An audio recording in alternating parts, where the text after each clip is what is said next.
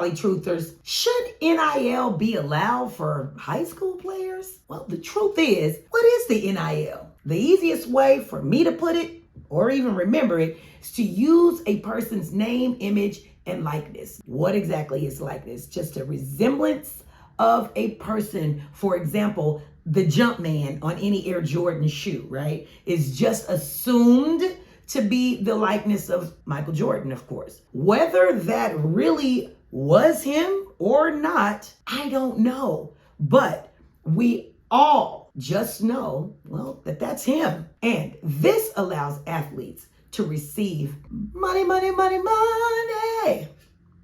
Money. Some might want to know, where does NIL money come from? Because I do.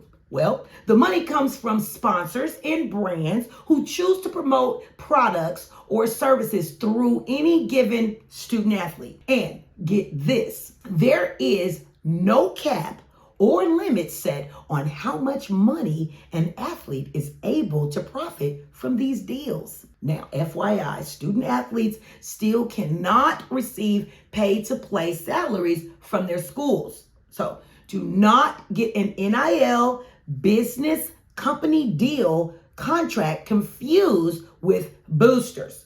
Boosters are illegal.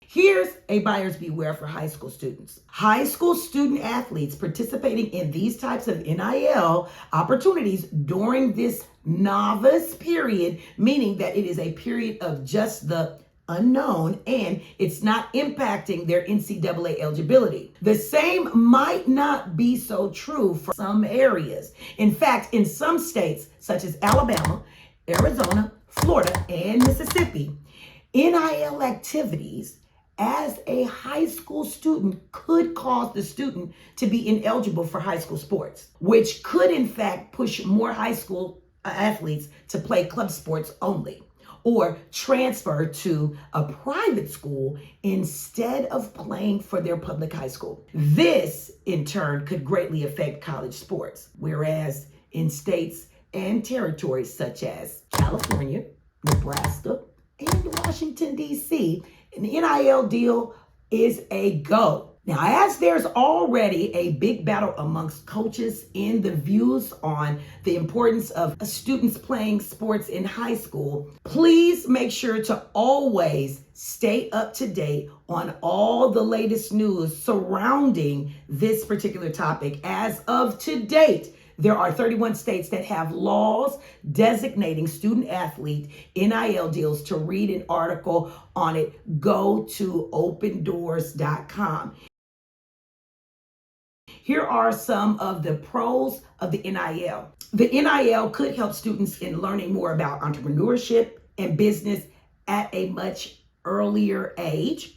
NILs could assist students in better conflict management and resolution. They could also start NILs at the high school level to allow student athletes, especially female athletes, maximize their earning potential off the court while they continue to fight for equal pay, professionally and on the court or in the workforce, period. And of course, what's the pros without the cons? The downside of the NIL is distractions and time management. Some argue that NIL deals are potential distractions to student athletes, that, well, balancing academics, sports, and now marketing commitments could be too much and could affect the athlete's ability to put their education and athletics first. It is also argued that there could be retaliation and animosity within the team against players that have acquired these NIL deals versus those that didn't. A big concern is the behavioral aspect of the players with the NIL deals. Some could get what is known as the big head or think they are all of that and could become less focused on the sport and more on the money. As of right now, what sports are making the most off NIL deals, you might ask? Basketball, baseball, and football. But there are other sports and female sports that definitely have athletes, such as volleyball and soccer, profiting off of these deals as well.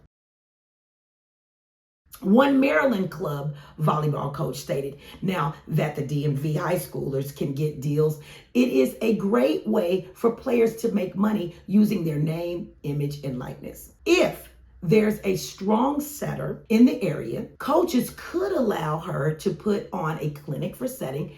A club could also use her NIL to draw in more players to their club.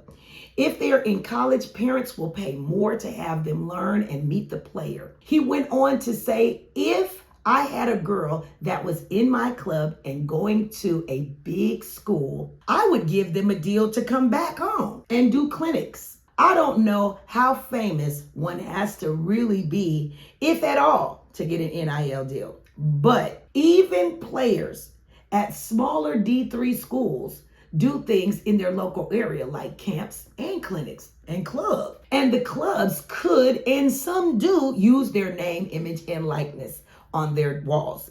Now, I'm not sure if there's a contract or if directors are just paying them the same as any other coach. I don't know that. So all in all, NIL deals have pros and cons for sure. So while the higher ups continue to strive to find a balance where NIL deals can be positive benefits to all involved, it's rough out here in these volleyball streets, right?